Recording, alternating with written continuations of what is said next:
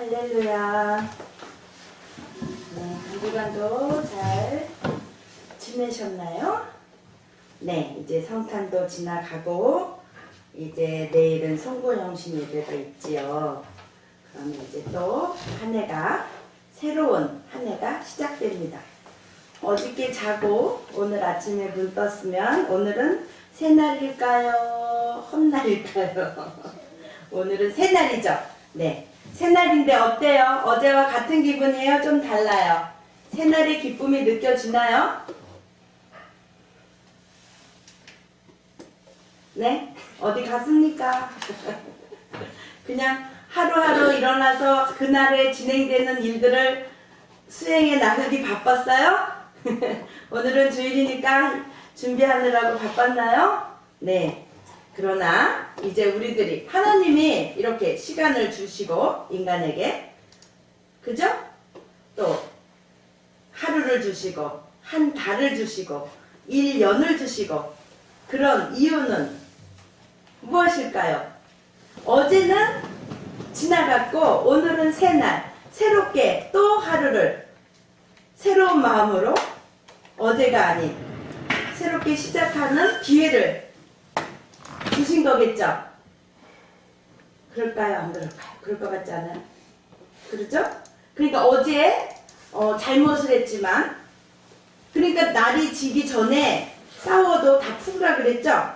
새 날은 새 기분. 또 한 가지는 있죠. 우리가 잠을 자면 어때요? 성경에서 자는 걸 뭐라고 표현했죠? 그러니까 뭐를 자는 거로 표현하죠?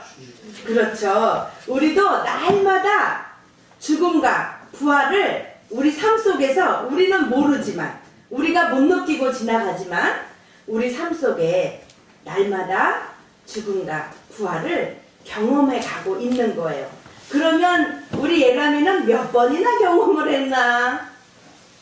죽음과 부활을. 여기서 지금 우리 예람이가 제일 어린데 엄청나게 많죠? 하루가 1년이 365일이면 예람이가 몇 년 살았어요? 7년 살았어요? 10년 살았어요? 그러면 최소 며칠이야?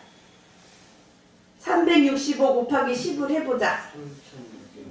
3650번 이상을 죽었다 살았다를 했어요. 그러면 선생님은 몇 번 했을까? 이제 50에 가까우니까 50으로 잡아버리면 복잡해. 계산 어려워. 엄청나게 많은 시간이긴 해요. 그죠? 그 날들을 죽음과 부활을 어제도 경험했고 과거에도 경험해 왔는데 과연 우리가 그거를 느끼고 사느냐 말이죠. 그냥 주어진 시간 어떤 사람은 그래요. 아유 새털같이 많은 날인데 뭘 그렇게 바쁘게 살아. 새털같이 많은 날이래요. 우리가 살아갈 날들이. 그렇기도 하지만 또 그렇다고 해서 계속 아무 의미 없이 방탕하게 살아가면 그 새털 같은 많은 날들이 다 허무하게 지나가 버리는 거예요. 그죠? 그럼 그렇게 새털 같은 많은 날들을 내가 어디서 왔으며 나는 어떻게 살아가야 하며 나의 마지막은 어떻게 보내야 할 것이며 어떤 준비를 하며 살아가야 할 것이며 그것을 위해서 목표를 위해서 달려가면 굉장히 의미 있고 누구도 할 수 없는 정말 크고 놀라운 일들도 많이 이루어낼 수도 있겠죠. 근데 어떤 이들은 세상을 살아가면서 자기의 삶을 어디에 두느냐 목표를 부귀영화, 윤택한 삶 아니면 명예 그런 것으로 달려가는 사람이 있어요. 그리고 목표를 다 이루었다. 때로는 열심히 살았지만 목표를 이루지 못했다. 때로는 목표는 이뤘는데 성취감이 그닥 크질 않아. 막상 이루고 나니까. 또 어떤 이는 그냥 허송세월을 보내는 거예요.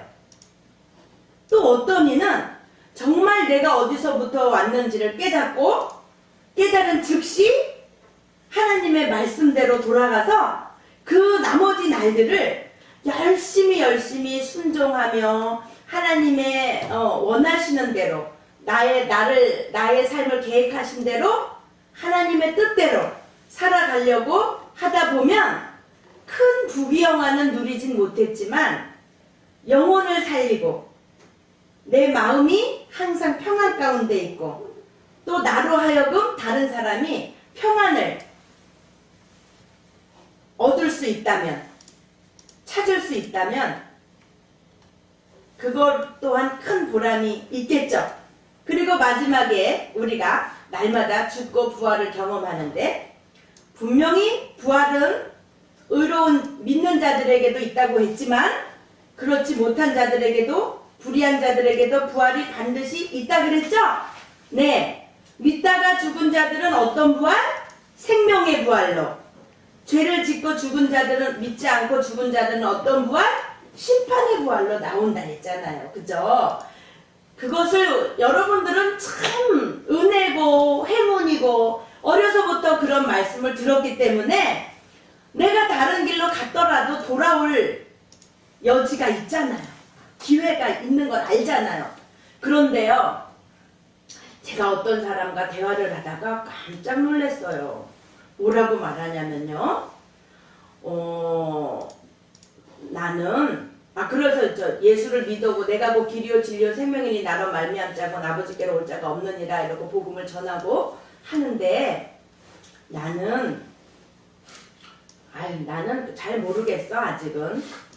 그러면 어쨌든 지옥이 천국이 있다고는 아시나요? 그랬더니 그 정도는 안 돼요. 나는 할 수 없지 뭐, 지옥을 가도. 이렇게 말을 하는 거예요. 그러면 정말 지옥이 어떤 곳인지 몰라서 그러는 거 아니에요? 그랬더니 안 돼요. 불교에서도 뭐 지옥의 종류가 여러 가지고 극락의 종류도 급이 있대요. 그러면서 말을 해요. 안 돼요. 그렇지만 어떡하겠어. 내 갈 길이, 내가 이미 죄를 많이 져서 가야 되는 길인 거지. 미래가 없는 거예요.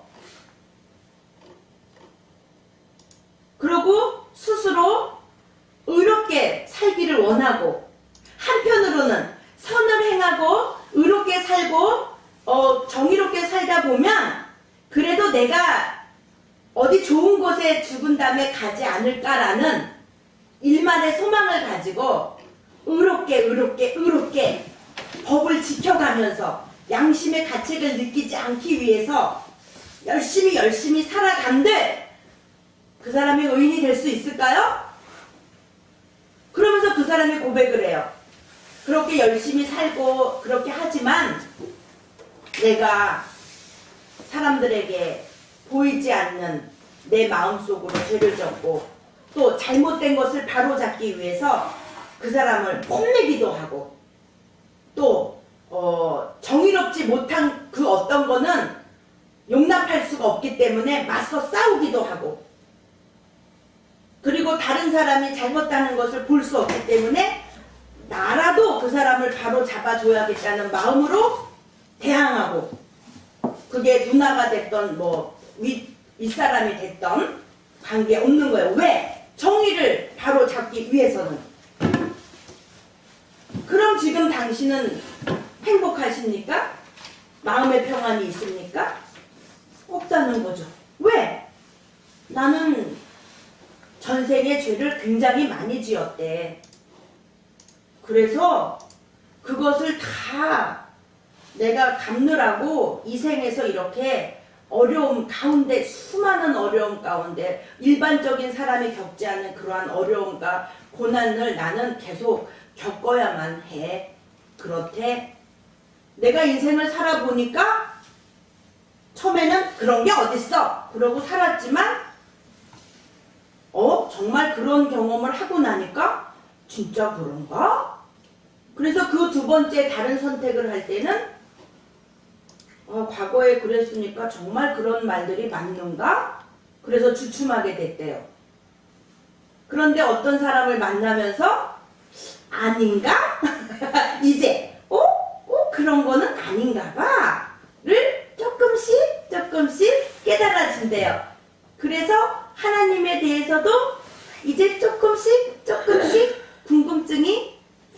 알고 싶은 생각이 조금은 들지만 아직은 예수님을 받아들일 수는 없다. 예수만이 구원이라는 것을 나는 받아들일 수가 없다. 그렇게 말하면서 그런 사람을 봤어요. 너무너무 안타깝죠. 그 사람은 착한 일을 하면 좋은 곳에 갈 거라고 믿고 있는 거죠. 그렇게, 그죠? 그러나 성경은 뭐라고 말하죠? 율법을 아무리 잘 지켜도 의인이라고 한다 그랬어요? 아니라 그랬어요? 율법으로는 의인이 한 명도 없다 그랬어요. 왜? 인간은 율법을 지킬 수가 없어요. 그러면 하나님은 왜 우리들에게 율법을 주셨다 그랬죠? 왜? 왜 그랬죠? 지난주에도 선생님 말했고 또 수요일날 중간에 수요 예배 때 중간 점검이 있었는데 율법을 왜 우리에게 주셨다 그랬어요? 우리가 죄를 질 수 있겠다. 조금 부족해. 죄와 관련되긴 했어. 율법을 왜 주셨다 그랬죠? 그렇지. 죄가 무엇인지를 알기 위해서. 아울러서 우리는 죄인일 수밖에 없다는 고백이 나올 수밖에 없는 거죠. 그러므로 인해서 오늘 말씀이 다 지나간 거예요. 24절 볼까요? 이와 같이 읽어보세요. 율법이 우리를 그리스도에게로 인도하는 모학 선생이 되어 우리로 하여금 믿음으로 말미암아 의롭다 함을 얻게 하려 합니다. 이같이 율법이 우리를 그리스도에게로 인도하는 몽학 선생이 되어 우리로 하여금 믿음으로 말미암아 의롭다 함을 얻게 하려 함이니라. 믿음이 온 후로는 우리가 몽학 선생 아래 있지 아니하도다. 그러면 몽학 선생은 뭘까요? 몽학 선생. 지금 사도 바울이 몽학 선생이라는 말을 했을 때 그 시대 사람들은 다 쉽게 이해할 수 있었던 거예요. 우리는 지금 몽학 선생이라는 단어를 사용하고 있지 않기 때문에 잘 몰라요. 그러면 이 시대에는 몽학 선생이 왜 필요했나? 몽학 선생은 지금의 어떤 걸까를 알면은 우리 시대에 맞게 이해를 예로 들면 이해가 가겠죠? 그죠? 그때는 사도 바울이 그런 몽학 선생이라는 이름만 대면 다른 사람들은 이방인이든 유대인이든 그런 거였구나 이렇게 알 수 있었던 거예요. 근데 우리는 몰라요. 그 선생님이 몽학 선생이 뭐였는지 조금 좀 찾아봤어요. 헬라 시대에 주의 자녀가 6세에서 7세가 된 시기부터는 성인이 될 때까지 일반적인 시중을 들고 학교까지 안전하게 인도하며 성인이 될 때까지 후견인으로서 책임을 맡았던 전문 노예를 말한다. 이해 갔나요? 조금? 보통 12살에서 또는 15, 16살까지 이 몽학 선생이 가르쳐 주는 거예요. 옷 입는 법, 식사하는 방법, 또 교양, 사람으로서 해야 할 일, 그 중에 이거는 죄고 이렇게 하는 거는 의로운 거고 가르쳐 줬겠죠. 그러면서 율법도 가르쳐 줬겠죠. 당연히. 그러면서 아이가 그 규례와 율례를 알아가게 되는 거죠. 하나님의. 그걸 인도하는 것을 몽학 선생이라고 한다고요. 그러면 율법이 몽학 선생이 됐다는 거야. 그럼 뭐예요? 우리가 죄가 죄인지도 모르고 사는 우리들에게 하나님이 율법을 주심으로 하지 말아라, 해라. 이렇게 하면 축복이고 이렇게 하면 저주다. 신명기에도 나오잖아요. 그런 기준을 주심으로써 우리들에게 아직 그런 규례로서 우리들에게 안내를 해준 거예요. 그러다 보니까 우리가 죄를 질 수밖에 없는 존재라는 걸 깨닫게 되죠. 그러면 율법을 아무리 지켜도 우리는 계속 죄인이야. 어떡하지? 알게 되는 거야. 자, 다윗이 하나님께 날마다 하나님을 찬양하며 하나님의 뜻에 따라서 생활했죠. 적도 물리치고 하나님을 의지해서 살았죠. 그런 다윗마저도 침륜에 빠져 있을 때에는 죄를 짓게 되죠. 근데 그 죄를 짓고 난 후에도 자기가 죄인인 것을 알았어요? 몰랐어요? 몰랐어요. 그런데 선지자를 통해서 그 예를 들으면서 어떤 사람이 양이 99마리가 있는데 어떤 손님을 대접하기 위해서 자기 양이 아닌 다른 양을 한 마리밖에 자식같이 기르는 그 한 마리 양을 빼앗아다가 손님 대접을 했다. 이런 식으로 예를. 그 어떻게 해야 좋습니까? 죽여야지. 그런 자는. 그게 바로 다윗 왕이십니다. 그랬을 때 다윗이 내가 죄인 중에 죄인이라는 걸 깨닫게 되죠. 그러면서 하나님 앞에 회개하고 사람의 몸으로는 구원받을 어떤 행위로도 구원받을 수 없음을 깨달으면서 그 속에 메시아에 대한 소망으로 가득 차게 되는 거예요. 그런 율법을 통해서 우리가 죄라는 것을 깨달음으로써 그러면 이제 우리가 이 죄에서 어떻게 벗어나지? 내가 아무리 의로운 행동을 해도 내 영혼이 천국에 이르지 못하면 난 어떡하지? 하나님은 어떻게 했어요? 우리들의 구원을 위해서 무엇을 이루셨죠? 무엇을 주셨죠? 무엇을 주셨나요? 그러한 우리들을 위해서 예수 그리스도를 주셨죠. 그죠? 예수 그리스도를 주시고 우리 율법의 행위로는 구원을 받는다 그랬어요? 받을 수 없다 그랬어요? 그거를 깨닫고 이제 드디어 메시아에게 우리가 눈이 돌아가고 예수 그리스도를 믿는 믿음에 이르게 되죠. 바로 그것이 지금 설명하는 이와 같이 율법이 우리를 그리스도에게로 인도하는, 그리스도가 절실히 필요하다는 것을 깨닫게 하는 몽학 선생이 되었다 그 말이에요. 이해 갔나요?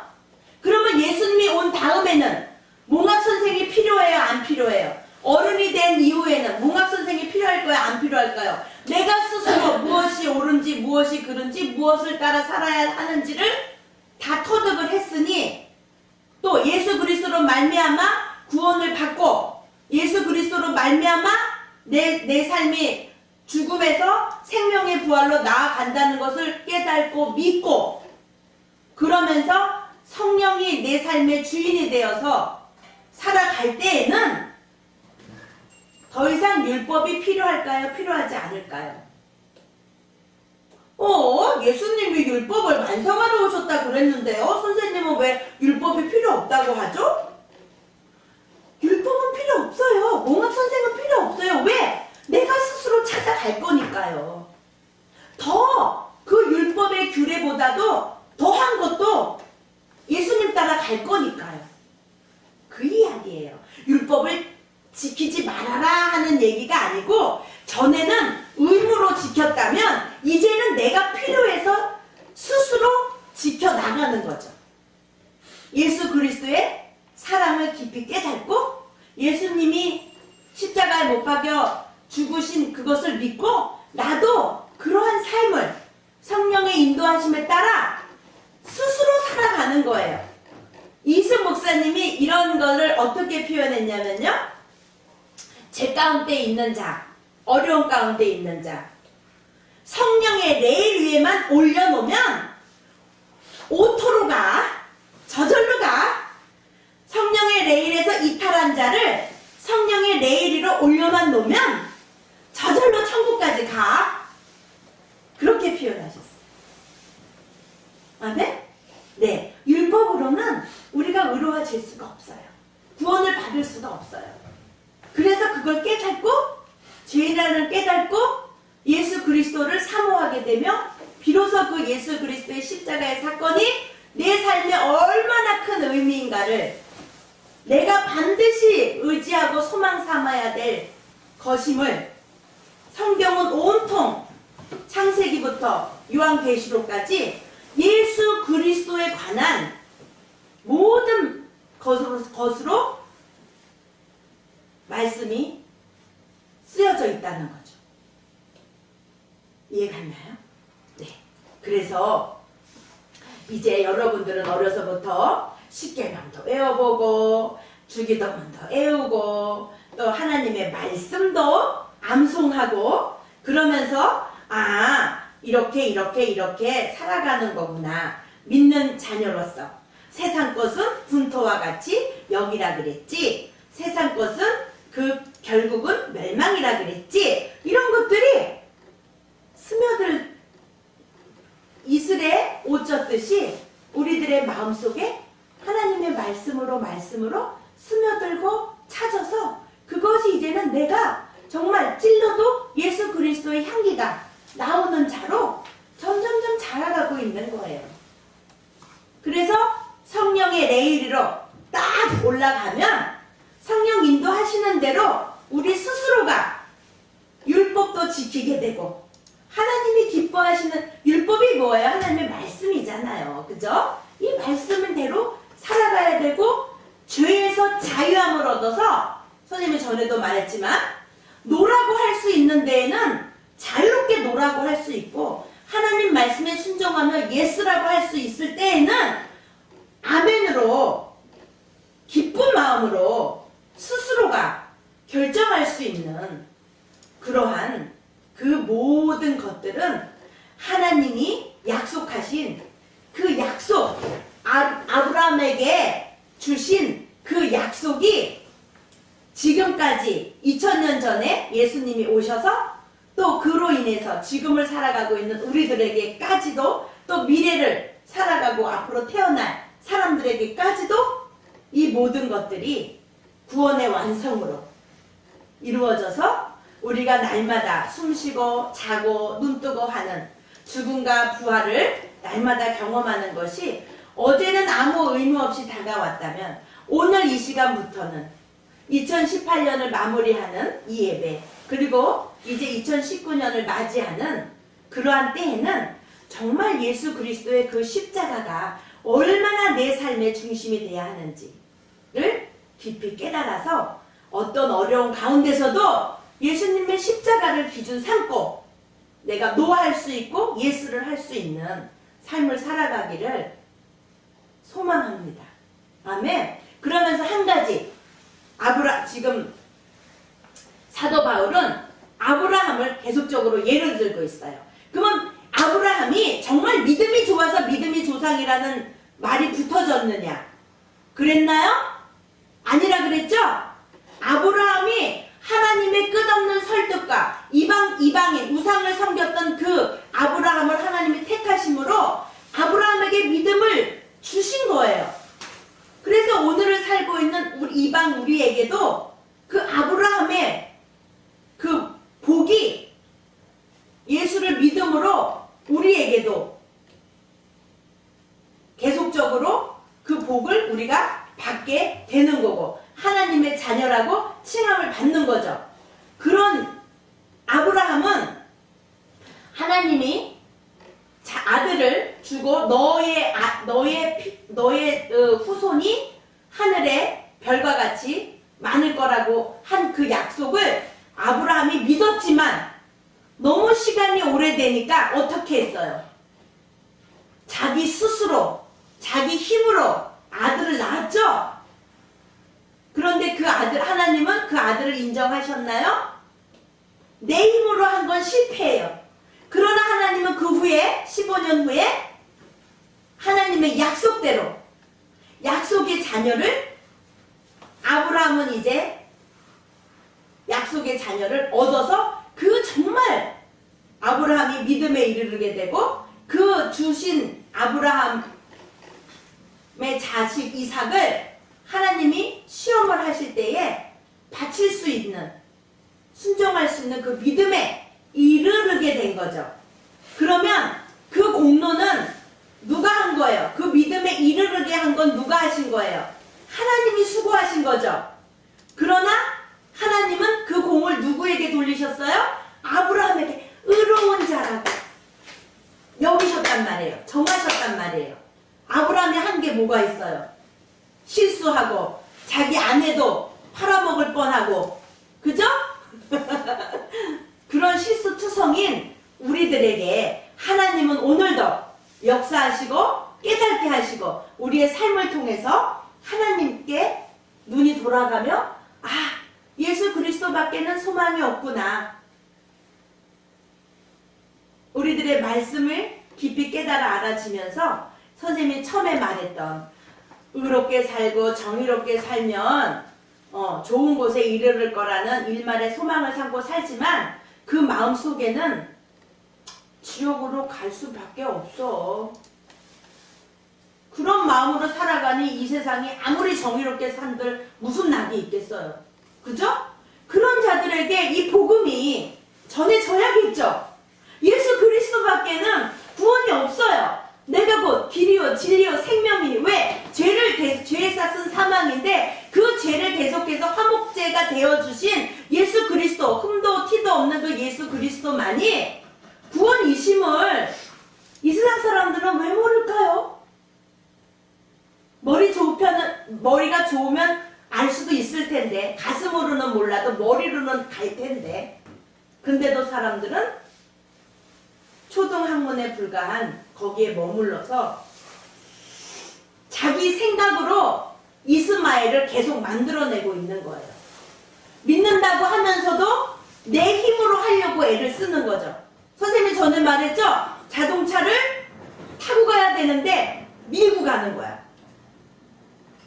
성령의 인도하심에 이제 우리들의 초점이 맞춰져서 순종하며 가면 천국까지 이르를 수 있겠죠?